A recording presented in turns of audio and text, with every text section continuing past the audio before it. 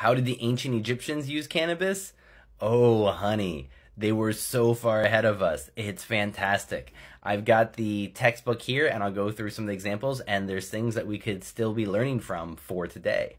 I'm Lex Pelger. I do canna education for CV Sciences, the makers of Plus CBD, who has excellent CBD and THC products, but not quite as many ingestion methods as the ancient Egyptians, but still pretty good.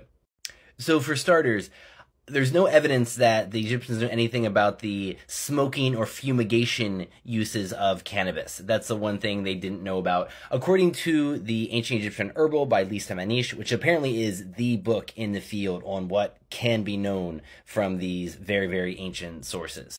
Now, the Egyptians knew about hemp for rope by at least the middle of the second millennium BCE, and hemp was being used as a word 1,000 years before that.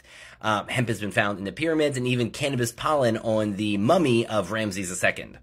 Now, let me read some of these prescriptions and also add that for all of these, there is some modern evidence to back them up. These just aren't being used clinically like they should. I'm sure it's happening in the underground in some of these legal states, but you don't hear doctors saying this stuff, even though some of it surely works.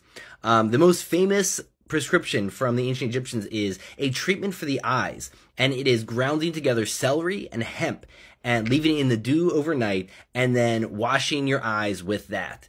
And so there's a lot of work on the ocular uses of cannabinoids, and they were doing it with celery and hemp thousands of years ago. They had topical remedies for treating inflammation, which was putting hemp together with white oil and using that as an ointment. And then the last two are the two most fantastic that I really wish were being widely used today. One famous one is a remedy to cool the uterus. Hemp is pounded into honey and administered to the vagina. This is to contract the uterus. And there is some evidence for this, and there is a ton of anecdotal evidence that vaginal suppositories of cannabinoids can be very helpful for a number of things going on in gynecology. And the last one is a cannabis enema.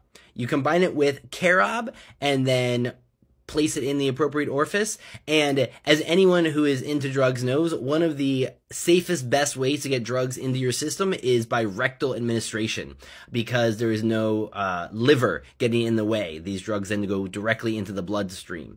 And the rectal administration of drugs is a great way to treat gut disorders and things going on down there. So again, I hear about enemas of cannabis being used a lot in the underground and hearing positive results, but I don't see it being pursued clinically like it should. So there's still a lot to learn from the ancient Egyptians about how to use our favorite old plant.